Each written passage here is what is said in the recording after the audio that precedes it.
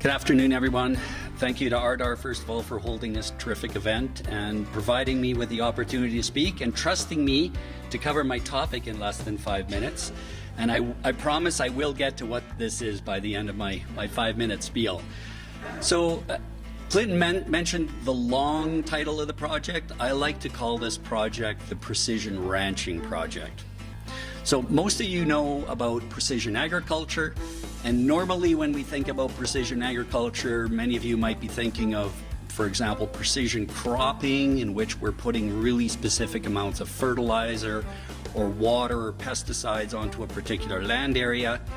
When it comes to the cow-calf sector, which is a really big part of the province of Alberta's agricultural sector, applying the concept of precision agriculture is problematic because we can't control really the environment that these animals are in. I mean, we can control the outside perimeters, but the animals themselves, their complex behaviors within these environments really determine the level of production.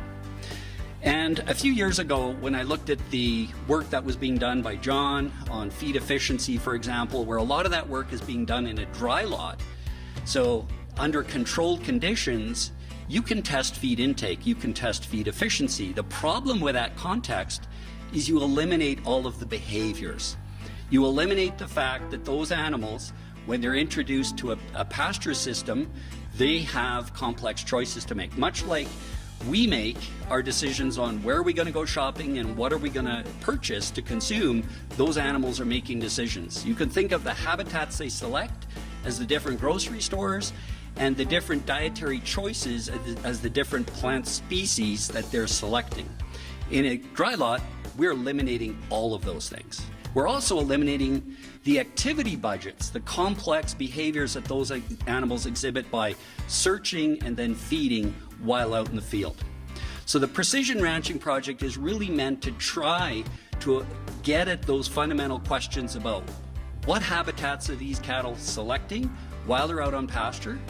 It's about trying to figure out what are their diets and how much energy are they expending. What are their activity budgets? And then just as important, because these are cow-calf production systems, it's about relating those different selection activities to both metrics of production, so looking at the individual cow and calf production measures, as well as environmental outcomes. And the environmental outcomes include things like methane emissions, which admittedly is a lot easier to do in dry lot because those animals are in a confined space. But when you're out on pasture, more complex to do. So the Precision Ranching Project is A, looking at these behaviors under open range grazing conditions, 2, parameterizing those different metrics of production and environmental outcomes. And once we've understood the relationship between those different behaviors and those different production outcomes, we have 2 choices to then enable producers to try to apply different management recommendations. The first one is by looking for genomic markers that might influence what makes a cow more likely to select a certain habitat, which increases its production, or likely to consume forages that are higher in quality that further increase production or decrease the environmental footprint, for example, methane emissions. So the search for genomic markers is a component of this.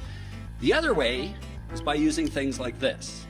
So this is a no-fence virtual collar, which we are using right now in order to use fenceless boundaries in order to manipulate where, when, and how often animals graze on pasture. It's the first time these have been used in Canada. They are actually working very well, and in fact we have some on loan right now to Lakeland College, and they're actually using them, and they're solar powered. And they're still running, I understand, which is awesome. So we are actually going to ramp up this work this year to continue to look at this. So by putting together these different metrics of understanding cattle behavior on these open pastoral systems, looking at the production and environmental outcomes, and then trying to look at specific tools that we can use either on the genomic side to select animals or using innovative technologies like virtual fencing to alter the production systems, we're hoping to really help the cow-calf industry. And I got 9 seconds left, and I guess I'm not allowed to take any questions. So I'm in the back corner there right beside John. If you'd like to talk to me further about the project, feel free to come over. Thank you.